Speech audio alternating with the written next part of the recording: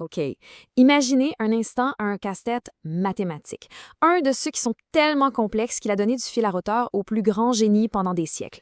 C'était comme un mur qu'on pensait impossible à franchir. Eh bien, aujourd'hui, on va justement voir comment ce mur-là a fini par tomber, et ça grâce à une approche totalement nouvelle. Et voilà la bête, un polynôme de huitième degré. Juste à le regarder, on sent déjà le mal de tête qui s'installe, n'est-ce pas? C'est exactement le genre de monstre mathématique qui met KO toutes les méthodes de calcul qu'on connaît.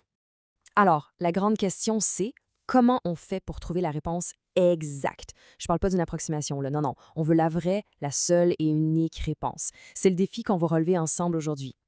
OK, voici notre plan de match pour y arriver. D'abord, on va essayer de comprendre pourquoi ce problème est si vieux et si coriace. Pour ça, on va regarder les limites de l'algèbre classique. Après ça, on va découvrir la solution, le fameux théorème d'Ezouidi. On va voir comment ça marche et surtout pourquoi ça vient tout changer. Alors, commençons par le commencement. Faut savoir que ce problème-là, il date pas d'hier. C'est une vraie énigme qui a traversé les époques.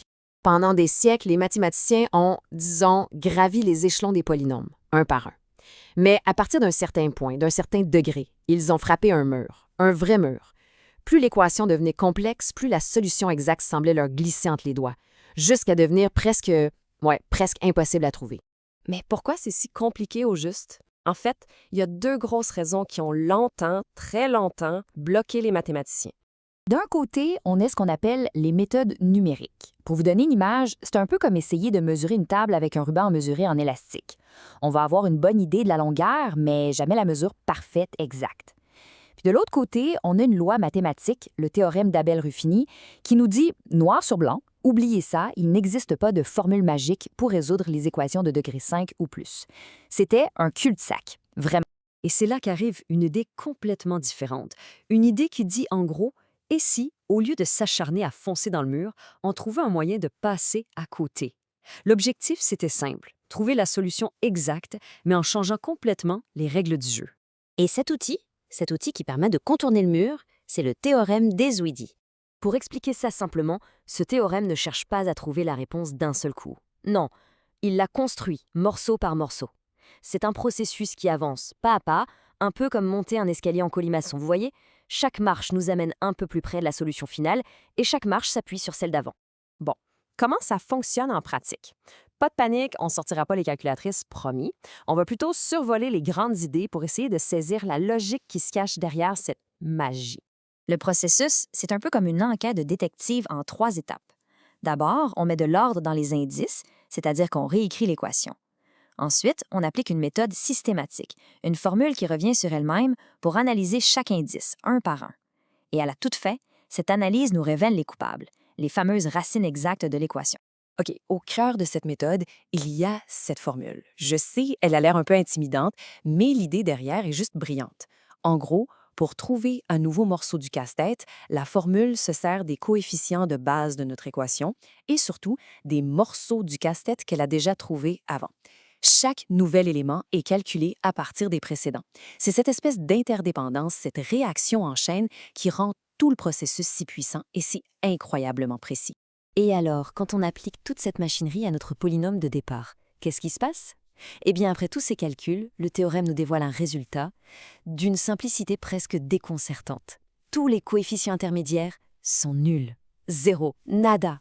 Et ça, ce n'est pas de la magie, c'est juste la conclusion logique d'un processus qui est parfaitement rigoureux. Et c'est cette suite de zéros qui nous mène tout droit à la solution. Notre équation qui avait l'air si monstrueuse n'était en fait qu'un déguisement pour x-1 à la puissance 8. La seule et unique racine, c'est donc 1. Le théorème n'a pas juste trouvé la réponse, il l'a vu à travers le déguisement, il a compris la structure profonde du problème. Résoudre une équation, c'est super, mais ce qui est vraiment fascinant ici, c'est que ce théorème nous donne en fait une toute nouvelle boîte à outils, une nouvelle façon de penser les mathématiques.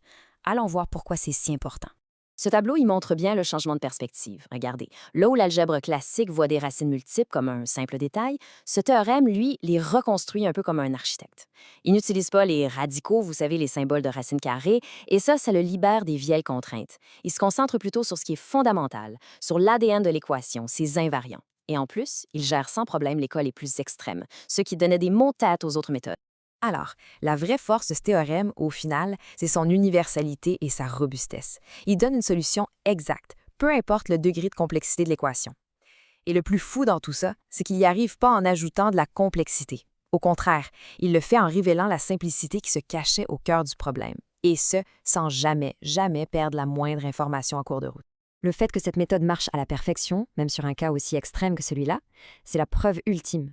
Ça nous montre que le système est cohérent, qu'il est stable et qu'il est d'une précision, et je dis bien chirurgicale. C'est en quelque sorte le sceau d'approbation mathématique ultime. Et on va terminer avec cette idée-là. Quand on réussit à résoudre un problème qu'on pensait insoluble, on fait bien plus que juste trouver une réponse. En réalité, on ouvre des centaines de nouvelles portes, on soulève une tonne de nouvelles questions. Ça nous force à nous demander quelle sera la prochaine vérité mathématique qui sera remise en question. Parce qu'en science, la quête, elle, ne s'arrête jamais.